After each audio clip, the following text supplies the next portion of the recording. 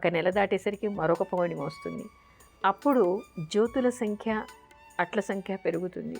మళ్ళీ 2 అట్లు వేయటం, తనకి ప్రసాదంగా 2 పెట్టుకోవడం, 2 జ్యోతుల్ని వెలిగించటం, మళ్ళీ తాంబూలం వాయనం, ఇంకొక ముత్తైదుని పిలిచి మళ్ళీ పౌర్ణిమ రోజు రాత్రి ఇవ్వటం. ఆ ముత్తైదుకి ఇచ్చేవాళ్ళు కూడా కార్తీక పౌర్ణిమ రోజు ఉపవసించి నియమనిష్టలతో ఉన్నటువంటి వాళ్ళు ఉండాలి. ఋతుక్రమంలో ఉన్నవాళ్ళు, మహిళలో ఉన్నటువంటి వాళ్ళు, ఏటి సూతకంలో ఉన్నటువంటి వాళ్ళు పనికిరారు. వాళ్ళు కూడా శుచిగా ఉండి, పవిత్రంగా ఉండి, నియమనిష్టలతో ఉండి ఆ రోజు ఉపవాస వ్రతం చేసినటువంటి వాళ్ళకే ఇస్తే మంచిది. అలా 33 పౌర్ణిమలకి, ఒక్కొక్క పౌర్ణిమకి ఒక్కొక్క అట్టు, ఒక్కొక్క జ్యోతి సంఖ్య పెరుగుతూ ఉంటుంది. ఏదైనా ఒక పౌర్ణిమ రోజు వ్రతం చెయ్యలేనటువంటి స్థితి ఏర్పడితే, మంచం మీద ఉండి, జ్వరం వచ్చి, తీవ్ర అనారోగ్యంతో ఉండి, స్నానం చేయలేనటువంటి స్థితి ఉండి, లేదా ఋతుక్రమంలో ఉండి, ఋతుస్రావంలో ఉండి, లేదా జాతాశౌచం, వృతాశౌచం లాంటివి వచ్చినప్పుడు, అననుకూల పరిస్థితుల్లో ఇంకెక్కడికైనా చావు దగ్గరికి వెళ్ళాల్సి వచ్చినప్పుడు, ఇలాంటివి ఉన్నప్పుడు వ్రతం చేయకూడదు. అంటే పూజ చేయకూడదు, దానం చేయకూడదు. కానీ మనసులో నమస్కారం చేసుకొని ఉపవసించి రాత్రి చంద్ర దర్శనం అయిన తర్వాత, అంటే చంద్రోదయం అయిన తర్వాత, అప్పుడు మామూలుగా వ్రతం చేసిన రోజు ఏ విధంగా సాత్విక ఆహారం తీసుకుంటారో ఆ విధంగా తీసుకోవచ్చు. కానీ ఆ పౌర్ణిమ వీళ్ళ వ్రతంలోకి లెక్క కాదు, కానీ వ్రతభంగం అయినట్టు కూడా లెక్క కాదు.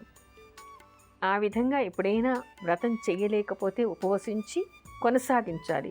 కానీ జ్యోతులు వెలిగించడం, ఒక్కొక్క పౌర్ణిమకి ఒక జ్యోతి పెరుగుతూ ఉంటుంది, ఒక్కొక్క పౌర్ణిమకి ఒక్కొక్క అట్టు వేయటం ఎక్కువ అవుతుంది. 33 పౌర్ణిమలు అయ్యేసరికి 33 జ్యోతులు, 33 అట్లు వేసిస్తారు. అయితే ఇక్కడ ఏం చెప్తారంటే, ఈ విధంగా అట్లు వేసి దానం చేయటం వలన దానిలో ఎన్ని రంధ్రాలు ఉంటాయో అన్ని వేల సంవత్సరాలు విష్ణు లోకంలో వాళ్ళు నివసించే అవకాశం ఏర్పడుతుందిట. దోశలు వేసేట ఇలా అట్లు వేసి దానం చేయటం వలన కడుపు చలువ అని చెప్తూ ఉంటారు. సౌభాగ్యవ్రతంగా దీన్ని చెప్తూ ఉంటారు. అంటే స్త్రీలందరూ సర్వసాధారణంగా కోరుకునేది ఏంటి? సౌభాగ్యాన్ని కోరుకుంటారు.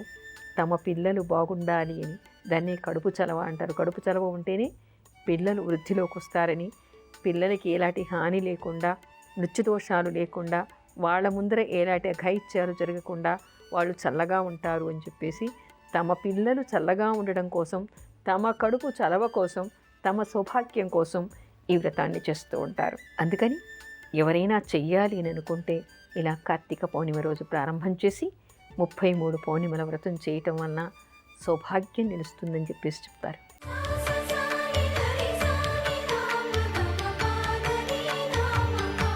చంద్ర సహోదరియై నమః.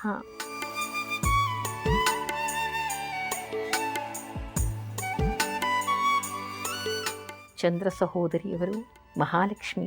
క్షీర సముద్రంలో మథనం చేస్తున్నప్పుడు చంద్రుడు, మహాలక్ష్మి కూడా ఉద్భవించారుట. అందుకని ఆవిడకి చంద్ర సహోదరి అనేటువంటి పేరు. ఈ పౌర్ణిమ రోజు లక్ష్మీనారాయణులకి పూజ చేస్తారు. అదేవిధంగా చంద్రుడికి కూడా పూజ చేయాలి. ఆశ్వీజ పౌర్ణిమ, ఆ తర్వాత కార్తీక పౌర్ణిమకి కూడా కౌముదీ పౌర్ణిమ అనేటువంటి పేర్లున్నాయి. ఆ పౌర్ణిమ రోజు చంద్ర కిరణాల నుంచి అమృత బిందువులు రాలుతూ ఉంటాయిట.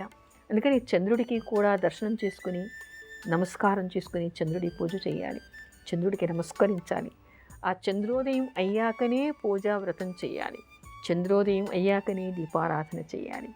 అందుకని చంద్రుడికి కూడా ఈ కార్తీక పౌర్ణమికి చాలా విశిష్టత ఉంది. అందుకని మహాలక్ష్మిని కూడా ఈ నామంతో ఎవరు అర్చిస్తారో, ఎవరు స్మరిస్తారో వాళ్ళకి చంద్రుడి అనుగ్రహం, మహాలక్ష్మి అనుగ్రహం కూడా లభిస్తుంది అని చెప్తారు. ఎవరికైనా చంద్ర దోషాలున్నా కూడా పోతాయి అనేటువంటి విషయాన్ని చెప్తారు.